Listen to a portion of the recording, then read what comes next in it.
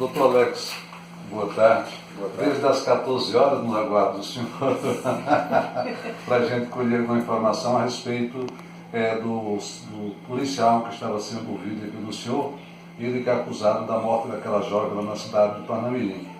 Como ele não teve, não falou conosco, a gente gostaria de saber do senhor o que ele falou para o senhor com relação a esse homicídio do qual ele é acusado de ter praticado e o que o levou a praticar esse homicídio, doutor Alex. Boa tarde. Boa tarde. A versão por ele apresentada é de disparo acidental, né? Que o tiro teria ocorrido de forma acidental no momento em que ele foi manusear a arma, né? Mas essa versão não se coaduna com o que nós temos nos autos. A motivação para o crime é desconhecida. Ele não alegou nenhuma motivação para a prática do homicídio? Não, ele alega que foi acidental, né? Portanto, disparo acidental seria sem motivação. E o que o levou ele a usar essa arma, manusear essa arma para acontecer esse acidente com essa arma? Ele alega que estava dançando e que a pessoa com quem ele estava dançando, a menina, teria batido acidentalmente na arma, né? E depois de ter batido 2 ou 3 vezes nessa arma, ele resolveu manusear para travar a arma e aí foi onde ocorreu o disparo.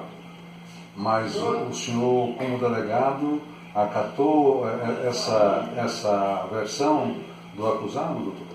Não, essa versão não se coaduna com os fatos que nós temos, né? Com todas as provas testemunhais e tudo mais que nós temos nos autos.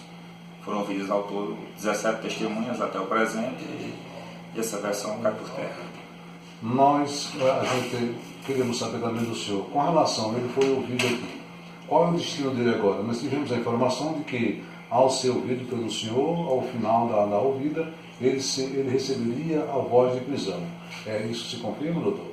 Exatamente. Após o interrogatório, né, ao final do interrogatório, eu informei a ele que nós já estávamos em posse de mandado de prisão, e aí dei voz de prisão e o entreguei ao primeiro-tenente lá da Rondesp, em Juazeiro da Bahia, que ficou responsável por encaminhá-lo à unidade reeducadora da Polícia Militar do Estado da Bahia, em Salvador.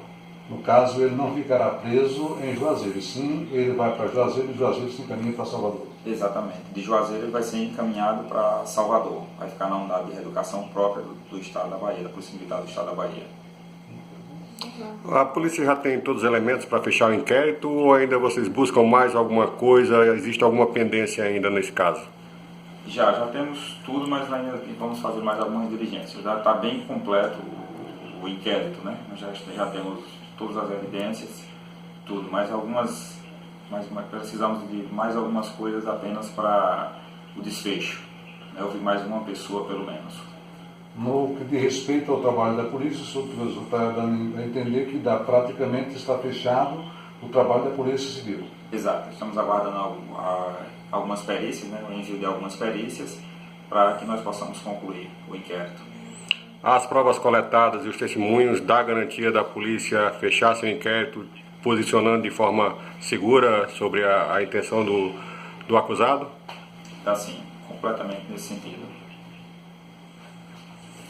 Ok, esse foi o doutor Alex conversando conosco aqui, falando a respeito da ouvida que teve hoje aqui com o acusado Felipe, que foi aquele acusado de praticar o homicídio lá na cidade de Panamirim com a jovem Caterina. Doutor Alex, queremos agradecer a sua gentileza de nos atender nessa tarde de hoje. Nada, eu que agradeço a companhia.